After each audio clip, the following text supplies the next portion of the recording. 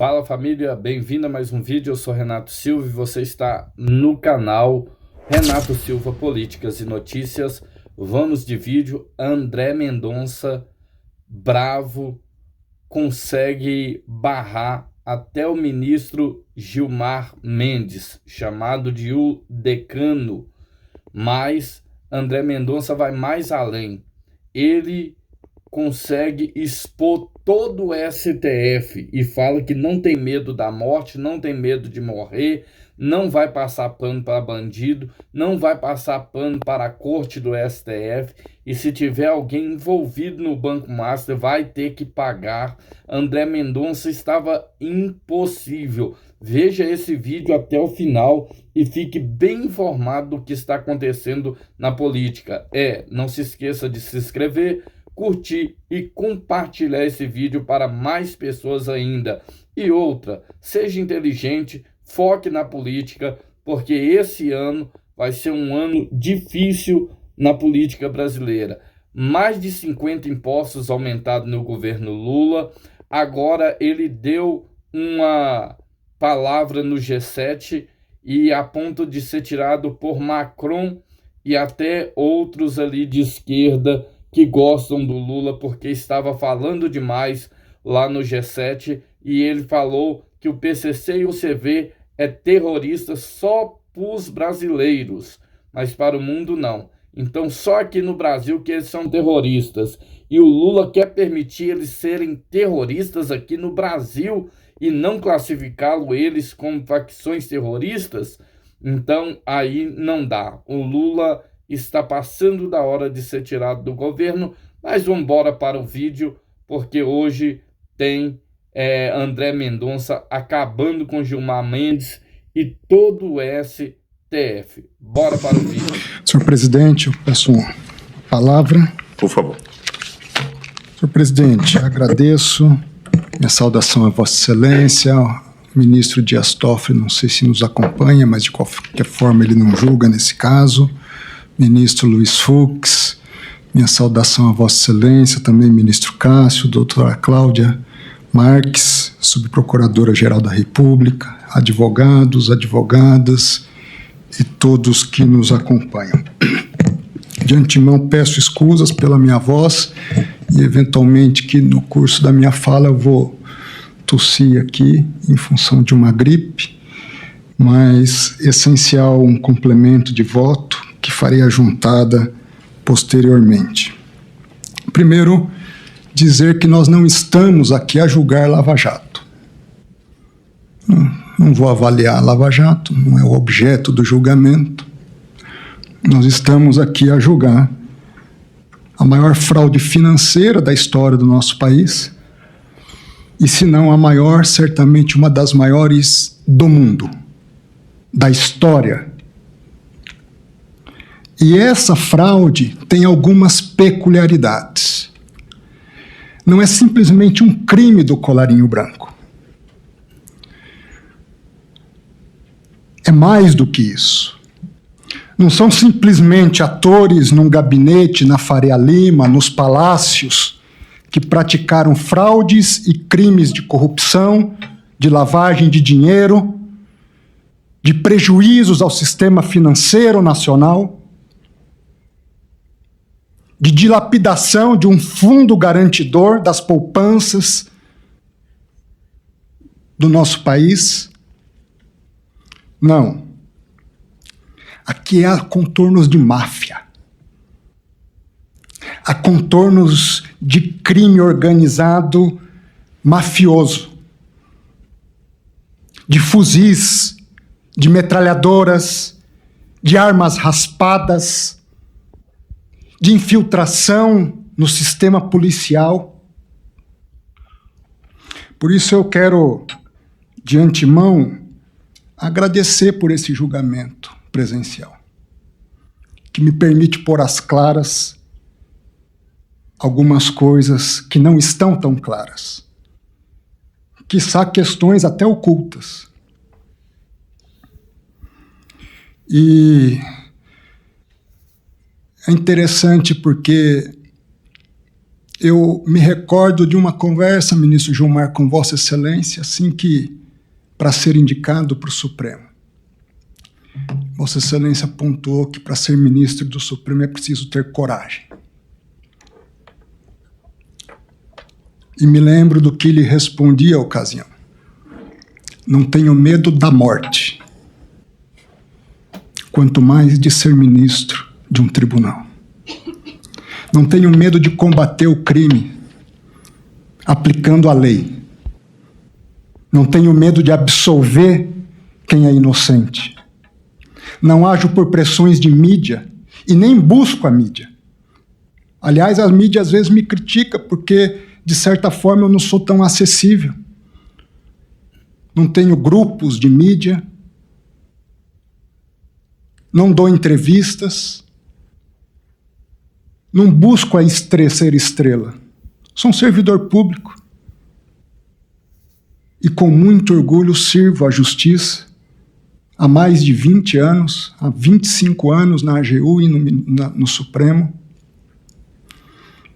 E minha única pretensão aqui é aplicar a lei. Vossa Excelência tem razão, não se prende para delação. Seria abjeto fazer isso. E eu não me presto a trabalhos abjetos. Se prende se está praticando crime, se está obstruindo a justiça, se está tentando ocultar provas, se há uma continuidade delitiva. Para isso se prende. Eu levei 4 anos no Supremo para decretar a primeira prisão. Não tenho prazer em prisão. Ao contrário, tenho pesar. É difícil decretar uma prisão. Para quem quer o bem do ser humano, para quem ainda acredita no ser humano, porque, de certa forma, é uma falência da humanidade em casos específicos. Mas esse caso se reveste de singularidades. E eu queria apontar algumas singularidades. Antes de adentrar em questões específicas sobre possíveis vazamentos. Nos meus autos, todo vazamento é apurado. Já teve policial federal afastado por vazamento. Aliás, segundo me disseram, não sei se é verdade, caso inédito de apuração com resultado. Ao mesmo tempo, quando havia risco de vazamento na CPI, eu imediatamente mandei devolver o material para a Polícia Federal, para evitar vazamentos. Sobre transferências de presos, eu me lembro, foi um choque para todos nós, a morte do senhor Felipe Mourão, conhecido como Sicário. Me custou acreditar que fosse um suicídio. Infelizmente, eu tive que ver a cena, uma cena dura, doutora Cláudia, ver um ser humano tirando a própria vida. Lamentável, mandamos investigar, ministro Cássio, com a suspeita de que pudesse ter sido uma queima de arquivo, alguma coisa do tipo. Mas todos os indicativos até agora da Polícia Federal indicam que não foi isso, que foi um ato voluntário dele. As razões nós não sabemos ao certo, mas não há um elemento de instigação que tenha sido verificado para a prática de um ato atentatório contra a própria vida. Naquele momento, a Polícia Federal, muito preocupada, entra em contato com o meu gabinete, comigo. Como nós não sabíamos, o que se sabia, ministro Cássio, é que havia envolvimento de um crime organizado pesado, uma turma com sicário, com policiais federais infiltrados na organização criminosa, com um grupo de hackers ainda todos desconhecidos. Era com o risco da integridade física de Daniel Vorcara. E num ato momentâneo, a Polícia Federal pede para que ele vá para um presídio federal porque não se sabia a penetração desse crime organizado todo. Às vezes é uma comida envenenada, às vezes é uma água e se apaga uma pessoa ou se apaga um arquivo. Tomei a decisão única e exclusivamente para preservá-lo naquele momento. Uma decisão dura, mandar para o presídio federal. Tomo a decisão, chamo os advogados e digo o seguinte para os advogados. Diante do quadro atual, se os senhores têm segurança da integridade física do cliente e dos senhores, em um outro local eu transfiro. Os próprios advogados, nós não temos também, ministro. Então, assim que nós tivermos o melhor esclarecimento das coisas, na primeira oportunidade eu devolvo ele para um sistema menos rígido. Foi por isso que ele foi para lá, ministro Gilmar. Para preservar uma vida humana, por mais duro que fosse. Não foi por outra razão. E tive a deferência com a defesa de expor isso. Mas nem a defesa se sentiu tranquila de que em outro local o cliente deles estivesse seguro.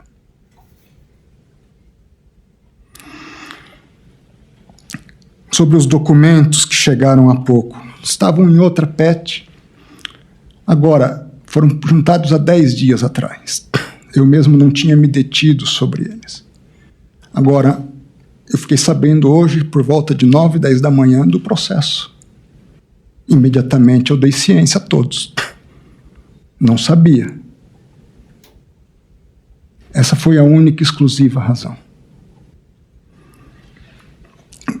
Agora é verdade, nós votamos para a história. Quem é a turma? Página 5 da representação da Polícia Federal.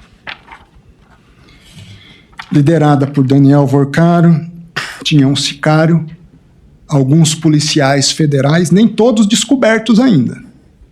Ainda se investiga outros policiais federais.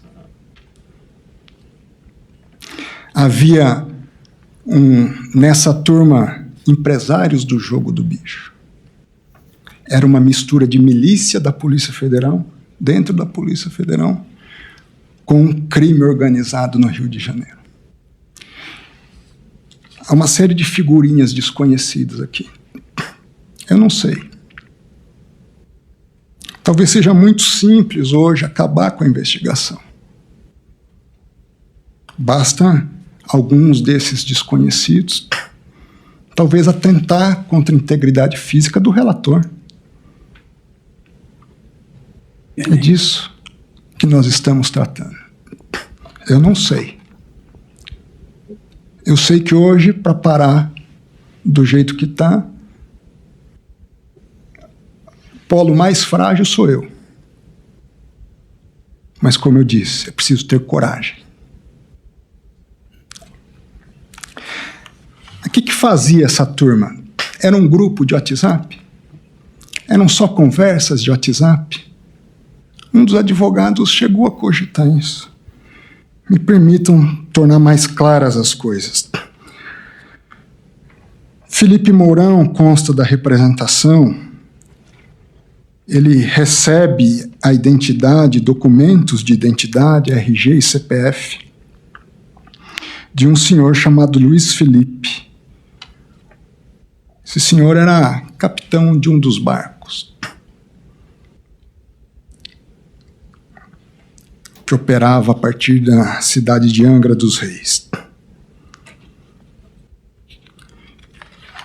E no curso desses diálogos sobre o Felipe, entre o sicário Felipe, Daniel Vorcaro, sobre esse Luiz Felipe, Daniel Vorcaro diz: ele me disse que estava sendo chefe do restaurante. Há também um senhor chamado Leandro, que era um chefe de restaurante, que trabalhava ali também nas festas concernentes ao que se realizava no iate. E Felipe Mourão diz: a turma quer saber como foi e o motivo em relação ao que estava ali sendo demandado em relação a Luiz Felipe. Então, se agrega também a figura de Leandro, diz Daniel Vorcaro. Leandro, me disse que estava sendo chefe num restaurante, num hotel em Angra dos Reis. Esse outro, o chefe, foi na onda, era o chefe de cozinha. Mas o principal é o primeiro, que era o capitão do barco, Luiz Felipe. Diz Daniel Vorcaro: levanta tudo dos dois. Mensagem seguinte: e da família? Tudo.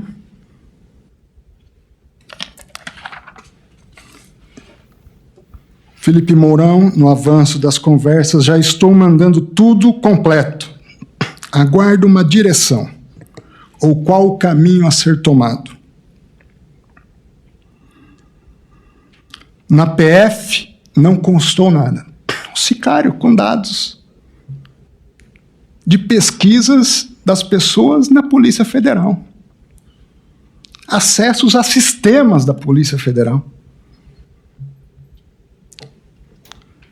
Já puxamos no da PF, do Tribunal de Justiça, esse normalmente até aberto. Daniel Vorcaro: vamos ter que agir antes de eu voltar. Ideal é você ir com o Fabiano e com a polícia. Se referindo a Fabiano Zettel. Tem que ir com 2 policiais, diz Vorcaro. Felipe Mourão: só me passar que eu vou na hora. Daniel: combina com Fabiano ir na segunda. Daniel Vorcaro: mas tem que ir Fabiano e você também. Não sei nem se é melhor a turma, polícia ou de bicheiro para vagabundo. Polícia, às vezes, não vai intimidar tanto. Tem que ir bicheiro para vagabundo.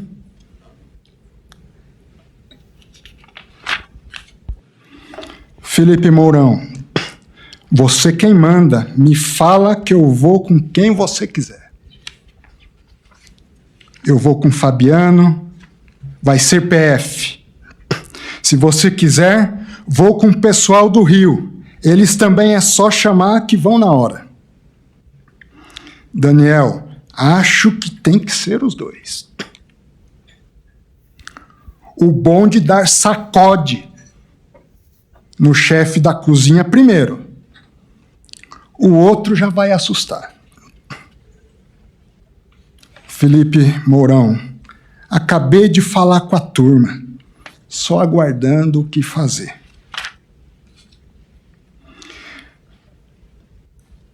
E prossegue. Felipe Mourão pergunta a Daniel Vorcaro se Daniel Vorcaro havia decidido quem iria. Os policiais federais ou os policiais do Rio de Janeiro.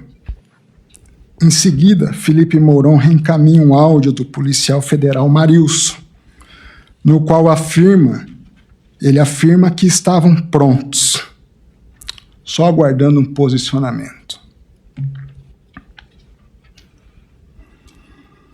Felipe Mourão pergunta a Daniel Vorcaro se poderiam falar por ligação de WhatsApp.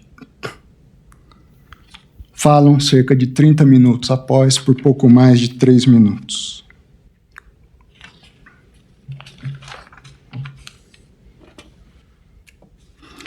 Felipe Mourão, para Daniel Vorcaro: fala, amigo, boa tarde. Então, resolvida a demanda do Rio de Janeiro aqui. Estamos em QAP, só aguardando o posicionamento da situação Tá bom? Opa! Ele responde: você é um palavrão.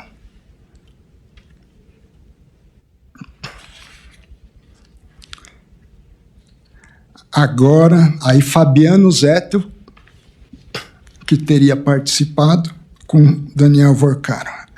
Angra resolvido. Ao vivo eu conto os detalhes. Daniel Vorcaro: você foi? 100% resolvido? Os dois caras? Zettel: 100% resolvido.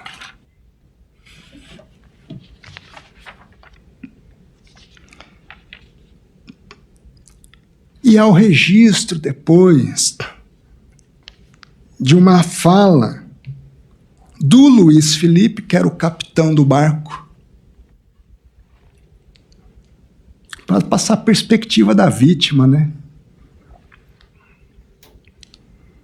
O Luiz Felipe conta para uma outra pessoa: eu estava realmente precisando conversar com você, Marcos. Até pelos fatos que aconteceram. Não sei se está ciente. Está ciente, Luiz Francisco? Luiz Francisco responde: responde o Luiz Felipe, o capitão do barco, sobre os milicianos que vieram me ameaçar aqui dentro da marina, em nome do Daniel Vorcaro. Está sabendo disso? Luiz Francisco diz: não.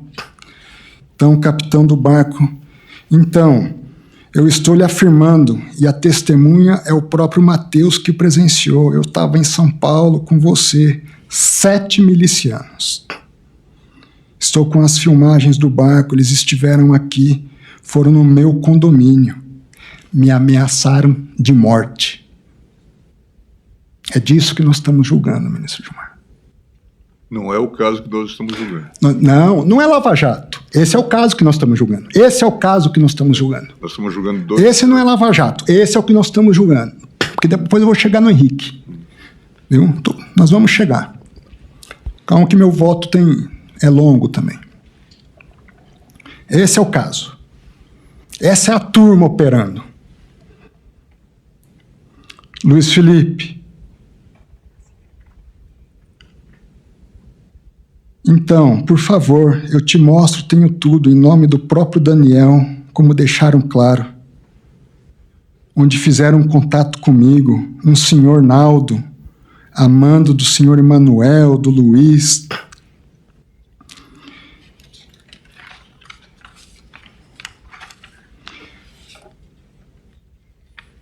Luiz aduziu ainda que desse cenário precisou sair corrido de Angra com a sua família. Não foi um passeio no parque. Não foi um passeio em Angra. Ele precisou sair com a família, ameaçados de morte. Cheguei a abandonar os pertences pessoais dentro do apartamento. Por derradeiro, Luiz pontuou que durante a ligação Manuel falou sobre o chefe da cozinha, o Leandro. Por sua vez, ao ser ouvido, Leandro Garcia disse que no dia 4 de junho de 2024 foi abordado no seu trabalho no Hotel Nacional Inn, em Angra dos Reis, por volta das 20h30, por um grupo semelhante àquele que havia sido descrito por Luiz Felipe. Leandro afirmou que uma garçonete o chamou, que havia um hóspede querendo conversar com ele urgentemente. Ato contínuo, o declarante subiu ao salão. E aqui diz Leandro já para a autoridade policial: quando eu subi, era um rapaz forte. Ele se apresentou como Emanuel ou Manuel. Aqui é o Manuel, o empresário do Jogo do Bicho. Eu não vou lembrar se é Emanuel ou Manuel. Tá, então a gente pode colocar Emanuel/Manuel. Ele falou boa noite, apertou minha mão. Meu nome é Emanuel. Eu vim amando do senhor Daniel. E eu mexo com o jogo. Aí puxou um envelope cheio dos meus dados. Endereço, placa de carro, e falou assim: isso quem estava com ele do lado era o sicário, que não falou nada comigo, só esse Emanuel, que tratou comigo. O sicário ficou de lado, sentado, muito bem vestido, etc. Então era o sicário, Manuel e mais 6 pessoas, se não me engano. Eu acredito que era o total de 7, 8, não vou lembrar bem. Porque disso que eles conversaram comigo, ele falou: meu pessoal tá aqui. Aí eu olhei para trás, assim, e tinha a galera lá sentada. Essa era a turma. É um preâmbulo da turma.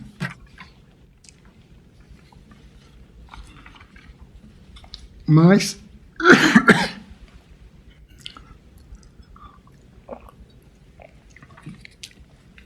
tem mais. Relação de Henrique Vorcaro agora com a turma. Esses documentos, a Polícia Federal ainda está avaliando os dados. Então ela manda esse documento com uma análise parcial do material. Então é preliminar, ou seja, acho que há muita coisa por vir ainda. Como eu disse, a gente não sabe nem todos os integrantes da turma ainda. Na referida hipótese, restou claramente corroborada pelas conversas extraídas dos celulares apreendidos, análise preliminar, bem como pela análise da interceptação do WhatsApp, nas quais se verificou que até a data da deflagração da 6ª fase da Operação Compliance Zero, Henrique Moura Vorcaro mantinha reiterados contatos com Manuel Mendes Rodrigues. Quem era Manuel? O empresário do jogo do bicho. Até a 6ª fase. E permanecia atuando como operador financeiro da turma.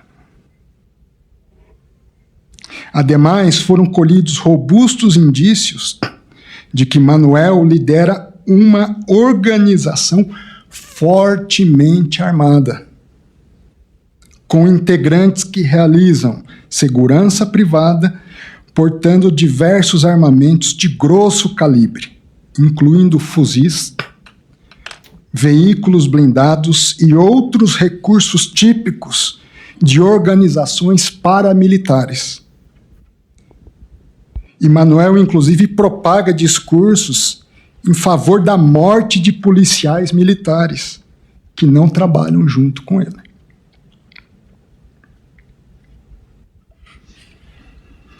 Paralelamente, foram identificados indícios da existência de negócios de elevado vulto entre Manuel, o empresário do jogo do bicho, e os investigados Henrique e Daniel Vorcaro, com possíveis práticas de lavagem de dinheiro, ocultação de bens e valores,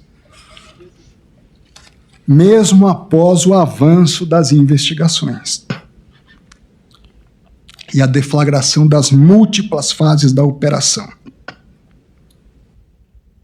Também se apurou que após o falecimento de Felipe Mourão, o sicário, Manuel, com a ciência e anuência de Henrique, deslocou-se até a cidade de Belo Horizonte para se reunir com familiares do sicário, notadamente a sua mãe e a sua irmã, com a finalidade de evitar eventual colaboração dessas com a autoridade. Ele foi lá para obstruir a justiça.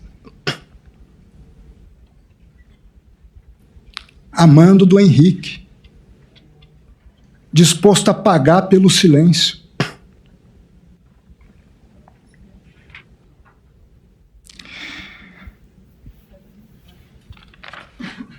O material é extenso.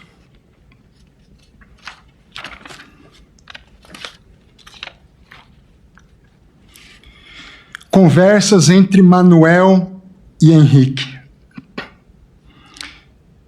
De início, se registra que Manuel e Henrique mantinham um contato frequente, até a véspera da deflagração da 6ª fase da operação, nos dias 14 de maio. Até a véspera, um dia antes da operação, da prisão. Apenas no dia 13 de maio, 2 dias antes da prisão, ou melhor, um dia antes da prisão, foram 1, 2, 3, 4, 5, 6, 7 mensagens. E 12 e 13 de maio, os 2 dias que antecederam a operação, 9 chamadas entre os dois. Uma de 4 não completadas, uma de 2 minutos, uma de 3, uma de 4, uma de 3, uma de 1, uma de 5, uma de 1, uma de 27 minutos e uma de 3 minutos. As conversas entre ambos envolveram discussão sobre pagamento de valores,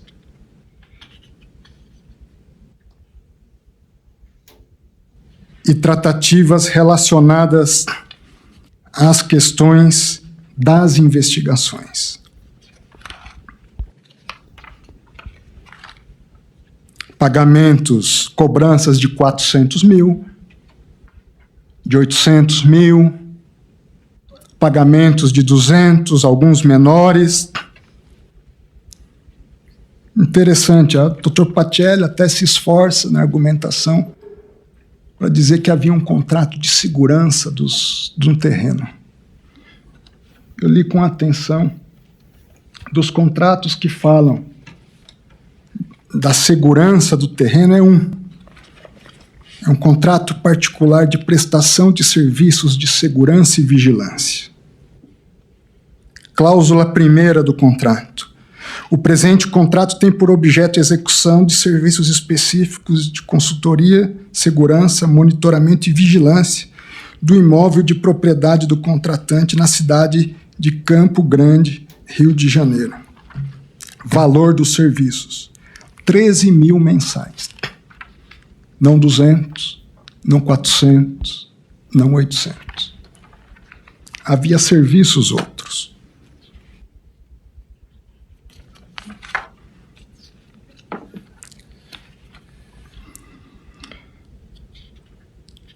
Verifica-se que até a 6ª fase da Operação Compliance Zero havia um contato permanente entre Henrique e Manuel em relação aos serviços da turma. Depois eu vou detalhar com mais vagar. Sobre Manuel e André Roge. Essa figura, André Roge, era um intermediário de Henrique Vorcaro. Ao longo das conversas entre Manuel e André Roge, qual utilizava número X, estava salvo nos contatos como André Roge HV. São tratados diversos assuntos de cunho financeiro. É dali que se extrai um Pix de 200 mil reais para a empresa Dom, de propriedade de Manuel,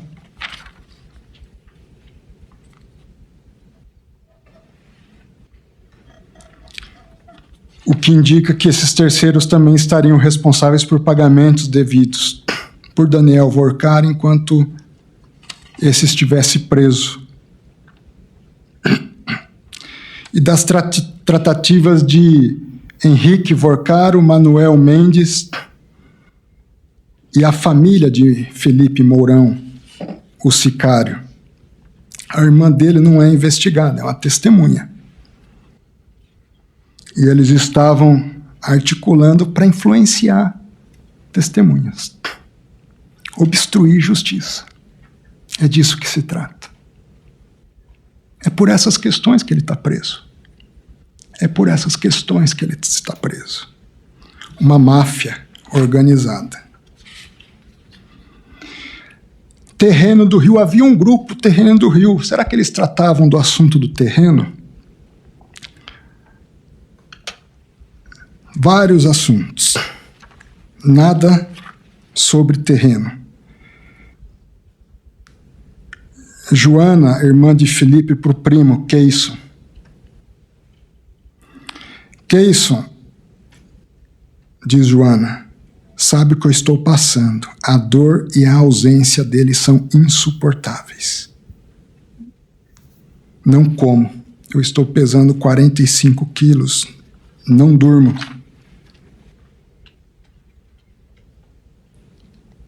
A conversa segue. Joana escreve, dia 26 de abril, HV, Henrique Vorcaro, não se manifesta com nada, cifrão. O que eu tenho aqui acaba com a delação do filho, do cunhado e ainda coloca ele atrás das grades.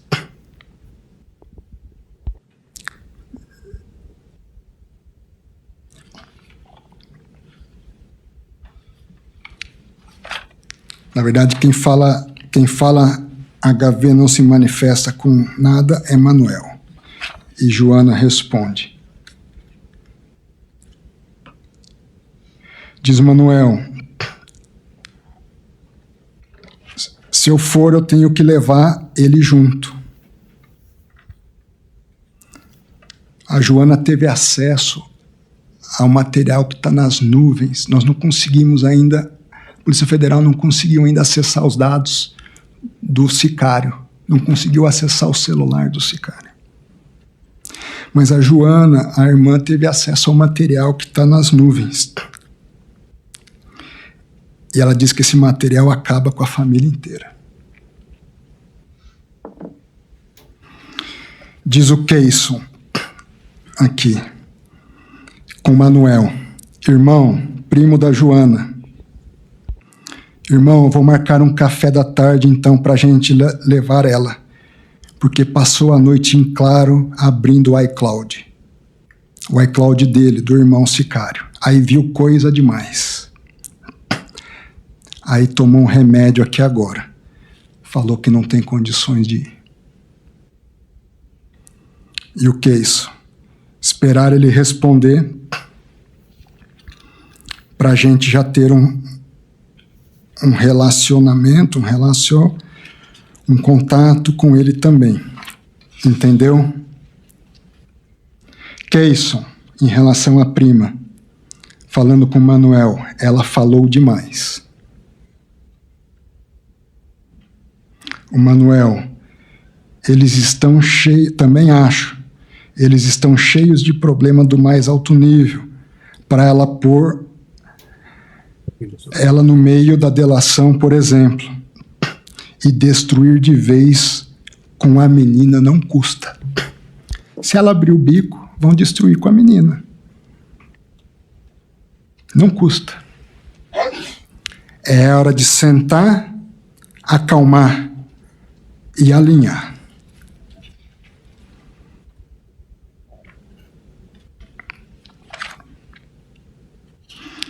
Ainda no dia 28 de abril, Manuel envia mensagens a Henrique Moura Vorcaro. Manuel registra: Henrique, boa noite. Estamos conversando com a mãe do Felipe. Vamos passar os contratos dos ativos pertinentes ao nosso amigo, no nome dela, mãe, para resolver a questão. Amanhã, doutor André já entrará em contato com o doutor Tiago para alinhar tudo. Vamos pagar para comprar o silêncio de testemunha.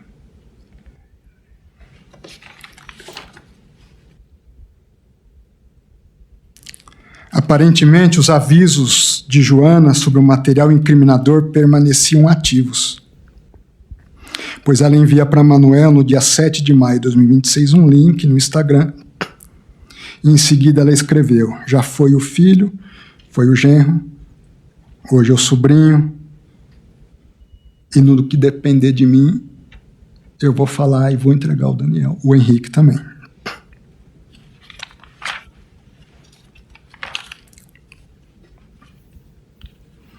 Aqui uma conversa do Henrique Vorcaro com um sicário e um outro policial. Ele não foi preso porque era o pai. Ele Ele foi preso porque ele praticava crimes. E estava continuando a praticar crimes.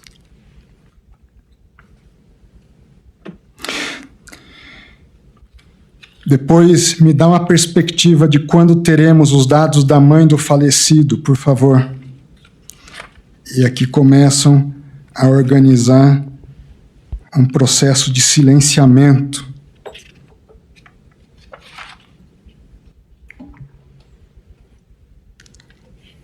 Manuel, fica tranquila, Joana. Nós vamos nos ajudar um ao outro.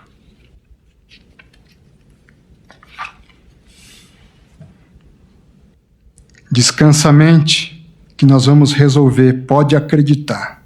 Tem a minha palavra. A Joana, é muito difícil descansar com tudo isso. Você não imagina o que estamos vivendo há 54 dias. Além de toda a dor e sofrimento, a ausência dele, o vazio que ficou, a covardia que foi, ameaças de cadeia, golpes, vídeos com fuzil que iam me matar, a mim e a minha mãe. Medo.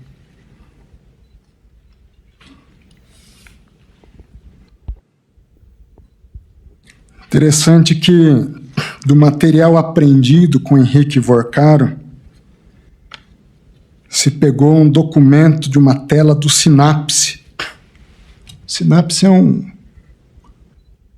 uma base de dados, um programa interno da Polícia Federal de Inteligência. Acesso restrito, não é qualquer um que tem acesso. Ali você puxa tudo, puxa passaporte, todas as empresas que você tem, se tem alguma investigação, se tem um processo. Foi apreendido com Henrique Vorcaro uma tela do Sinapse, com consulta de dados de Augusto Conte. Fui pesquisar quem é Augusto Conte. Achei uma matéria recente, jornalista Mariana Barbosa, do UOL. Primeiro sócio de Vorcaro na Faria Lima revela origem fraudulenta do Master. Nessa matéria consta que Augusto Conte teria liderado uma estruturação com fundo de 200 milhões, etc., tratado das questões de um projeto de um hotel, o Golden Tulip, que nunca saiu do papel, segundo a matéria. Foi grande o golpe dos Vorcaro, ele relata. Diz que os Vorcaro eram muito queimados em Belo Horizonte. O pai brigava com todo mundo. Tinha uma época que andava armado. Aos poucos comecei a dar roupagem para eles em São Paulo. Ensinei como funcionava o mercado financeiro. Antônio Augusto Conte diz que foi vítima do esquema dos desvios na construção do hotel, parcialmente desvendado na Operação Fundo Perdido de 2014. Antônio relata que levou outros 2 golpes do grupo de Vorcaro. Na compra do Banco Máxima, que deu origem ao Master, e posteriormente no Banif, hoje Banco Master Múltiplo, dono do Will Bank. Veja, houve um desentendimento entre sócios. O que se encontra com o Henrique? Dados do Sinapse de alguém que houve desentendimento. É assim, ou você compra, mas se não compra, você ameaça. É assim que funcionava.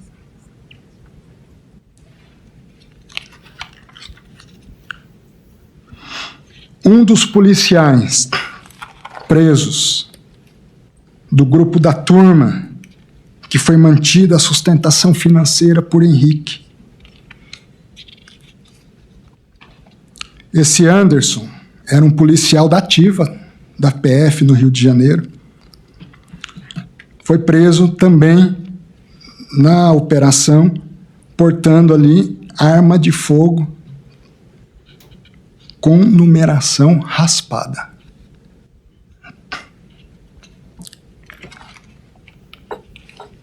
Anderson possuía em sua posse uma arma de fogo tida como não existente e de caráter não rastreável pelo Estado. Vale dizer, capaz de ser utilizada em qualquer ação criminosa com segurança. E a certeza de que os órgãos de persecução penal jamais conseguiriam vincular o uso do armamento ao policial federal ou à pessoa que eventualmente o utilizasse. Também com Anderson foi encontrada uma segunda arma de fogo de calibre 32, também com indicativo de supressão do número de série, diz a certificação. No interior do armário de ferro, em nome do investigado, um revólver calibre 22, marca Rossi, com numeração de série suprimida.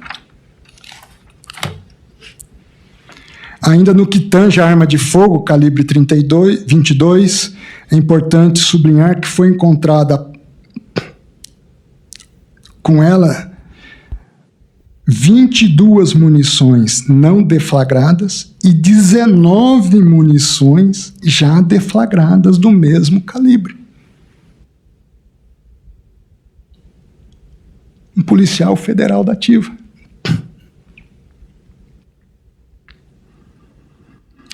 Por seu turno, também chamou a atenção da equipe policial o elevado quantitativo de munições, armas e carregadores encontrados com Anderson. Policial que não integra grupo tático e não atua em área investigativa ou operacional.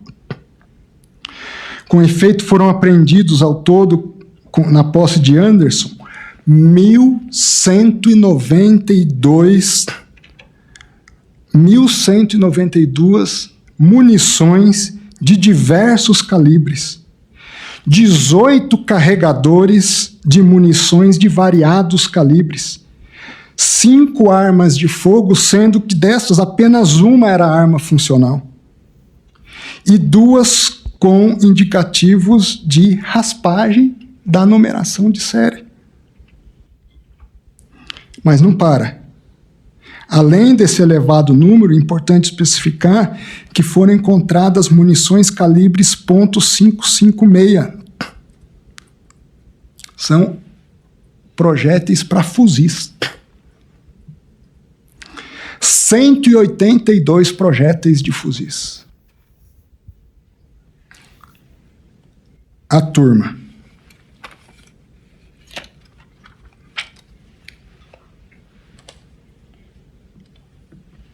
Prosseguindo.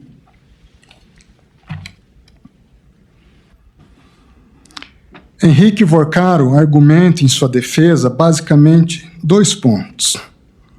A construção de uma versão alternativa para justificar as cobranças, os diálogos e os pagamentos tratados com integrantes da turma, consistente numa suposta relação comercial pretérita entre peticionante e as pessoas de Felipe Mourão, o sicário, Marilson, um policial federal, e Manuel, o empresário do jogo do bicho, além da ausência de contemporaneidade.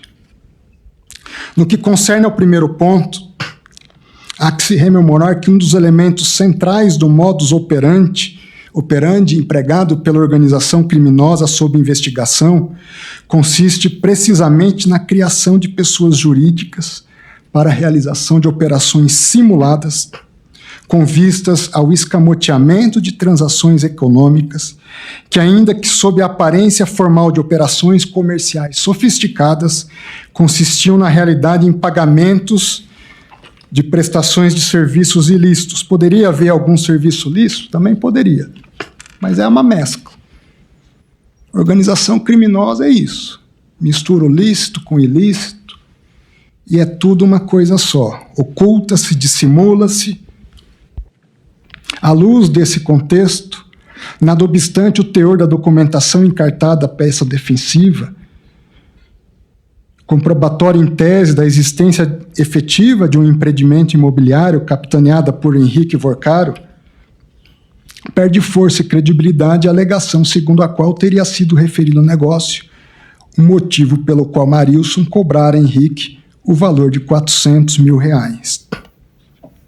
Montante esse que corresponde, após a retenção da parte devida, a Felipe Mourão e aos integrantes do outro grupo denominado os meninos. Lembrando que, em tese, se pagavam 400 mil, mais 400, e eventualmente, com o sicário, se chegava até a 1 milhão alguns pagamentos. E o sicário era o responsável pela distribuição desses recursos na turma, policiais federais, integrantes do crime organizado e os hackers que invadiam os sistemas e ameaçavam pessoas através também dessa sistemática. Reforçando a real origem da cobrança e, portanto, tornando pouco crível a versão alternativa apresentada pela defesa, recorda-se ainda que Marilson passa a demandar Henrique pela regularização do acerto financeiro, pedindo a confirmação do valor informado por F, inclusive. Provavelmente a sigla seria alusão a Fabiano Zettel, que também figurava como operador financeiro responsável pelos pagamentos ao grupo. Nesse contexto, diante dos atrasos supostamente atribuídos a Fabiano Marilson, contrapõe que o ideal era o envio de 800K. O contrato que respaldava a segurança era 13 mil. Estamos falando de 400, de 800. Ocorre que, diversamente do que foi verificado em relação aos pagamentos devidos à turma, não há, pelas próprias alegações do peticionante, qualquer informação acerca da participação de Fabiano Zettel no empreendimento imobiliário apontado pela versão alternativa. Ademais, fazendo remissão às razões já apresentadas pela decisão submetida a referendo, bem como ao teor das informações da Polícia Judiciária que embasam a representação policial, foram vários os diálogos realizados entre Henrique e Marilson, a indicar, porque quando sai Vorcaro ou sai sicário, aquele papel que cabia a sicário e Marilson, outro policial, Manuel assume a articulação da turma, a indicar a existência de relação na qual aquele, Henrique, solicitava serviços a este, que em troca demandava a realização dos pagamentos acertados pela realização das atividades solicitadas.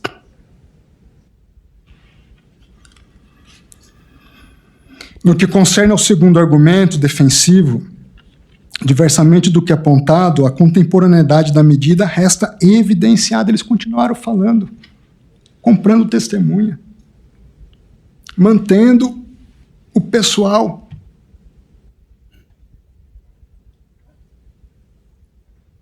Mesmo após a deflagração da terceira fase, na véspera da sexta fase, quando ainda havia supostos integrantes do grupo em liberdade, os quais somente foram identificados e objetos de medidas constritivas de natureza pessoal no bojo da decisão ora submetida a referendo. E mesmo com a prisão igualmente determinada desses novos integrantes identificados, a autoridade policial frisa que há outros membros pendentes de identificação. Referido elemento, somado à altíssima capacidade de reorganização dessa organização criminosa, já demonstrado pela persistência das suas atividades, mesmo após as sucessivas fases anteriores da operação, torna, além de plausível, efetivamente provável que, se mantido em liberdade, ou mesmo em prisão domiciliar, porque hoje, com acesso à internet, você oculta patrimônio, você transfere recursos, você emite ordens. Eu queria mandar para domiciliar. Mas que segurança para a investigação nós temos? As pessoas que se colocaram nessa posição, não fui eu que pus. Não é a polícia. Essa reconfiguração, esse sistema invertebrado, celular. Sai Daniel, Henrique assume papéis.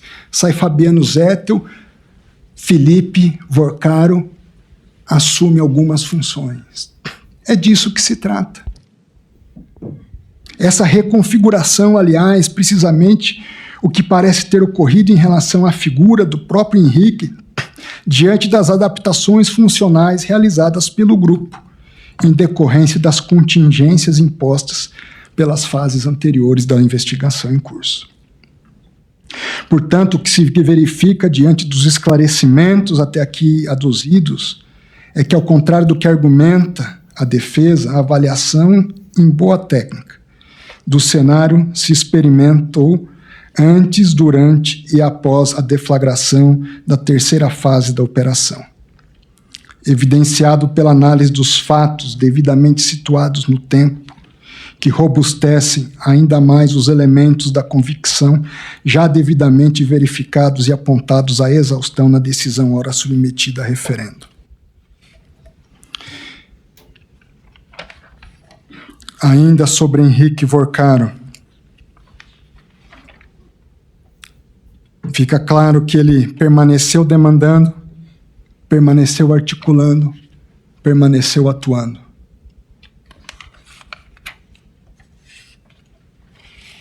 Sobre Felipe, já havia indicativo do Felipe de vazamento de uma das fases da operação. Há uma cena em que, na madrugada, ele foge num carrinho de golfe, horas antes, momentos antes da Polícia Federal chegar. Ali, isso foi inicialmente o motivo da prisão provisória, e depois outros elementos vieram à baila que justificaram a prisão preventiva. No que concerne especificamente a Felipe, a essa conversão da modalidade prisional, a Polícia Federal realçou que a sua perícia técnica logrou êxito na extração e tratamento de dados extraídos do celular apreendido a Felipe, sendo tais dados analisados em conjunto com o relatório de inteligência financeira número tal, encaminhado pelo COAF em 30 de abril de 2026. Esse relatório de inteligência financeira abrangeu 294 comunicações, envolvendo 1.199 pessoas físicas e jurídicas. Um relatório de inteligência, com movimentação que ultrapassou 18 bilhões de reais, que teriam ocorrido até abril de 2026. O relatório aponta Felipe como principal envolvido nas operações financeiras analisadas, figurando na condição de beneficiário relevante dos fluxos financeiros vinculados a Daniel Vorcaro. Eles estão tentando ocultar, preservar o produto do crime. Depois que sai da cadeia, ter dinheiro no exterior, ter dinheiro em algum lugar, em nome de interpostas pessoas. É isso que nós estamos julgando, ministro Gilmar. À luz de todos esses elementos, verifica-se que o conjunto probatório formado por relatórios de inteligência... Doutor, eu não vou conceder a palavra, eu estou votando, o senhor aguarde. Eu não sabia, estou esperando. Sim. À luz de todos esses elementos, verifica-se que o conjunto probatório formado por relatórios de inteligência financeira, dados extraídos dos dispositivos eletrônicos e análise de operações financeiras indica a existência de uma estrutura complexa e sofisticada, com a utilização de holdings, sociedades de propósito específico e contas de passagem para dissimular os recursos de origem ilícita, além da participação ativa do investigado Felipe em operações relevantes, inclusive com repasses a núcleo político e movimentações de elevada monta. As investigações identificaram a utilização da extensa rede de pessoas físicas e jurídicas, por meio das quais os mesmos sócios se repetem em diferentes estruturas societárias, revelando um mecanismo voltado à ocultação da origem dos recursos. Destaca-se ainda a reiteração das condutas, mesmo após o início das investigações, inclusive com a criação de novas estruturas societárias e a realização de operações financeiras recentes, o que evidencia a contemporaneidade dos fatos e o caráter permanente dos ilícitos investigados.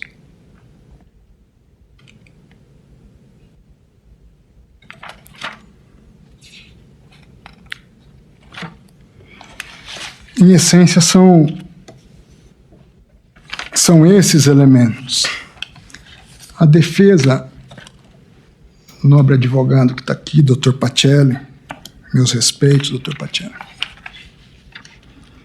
faz um trabalho, eu diria, hercúleo, tentando justificar. Mas, infelizmente, não consegue justificar. Pode haver o pagamento em parte em relação à vigilância de um terreno? Pode. Acredito que haja. Mas nem tudo aqui é o terreno. Os contratos juntados não indicam esses valores. A defesa argumenta, diz que nada tem a ver com intimidações de pessoas nem com violações de sistemas informáticos. Tem sim. O próprio material apreendido indica isso. Os próprios dados colhidos a partir da operação já indicam isso. E que ainda estão sendo revelados. Tem mais coisa por vir. Eu havia determinado que fosse preservado o iCloud do sicário. Essa semana eu determinei a quebra desses dados. Vamos ver o que virá de lá, que deixou a irmã do sicário passando mal. Eu não sei. O que eu sei dizer com certeza é que não há razões para se não referendar essa decisão, com a devida vênia aos entendimentos em contrário.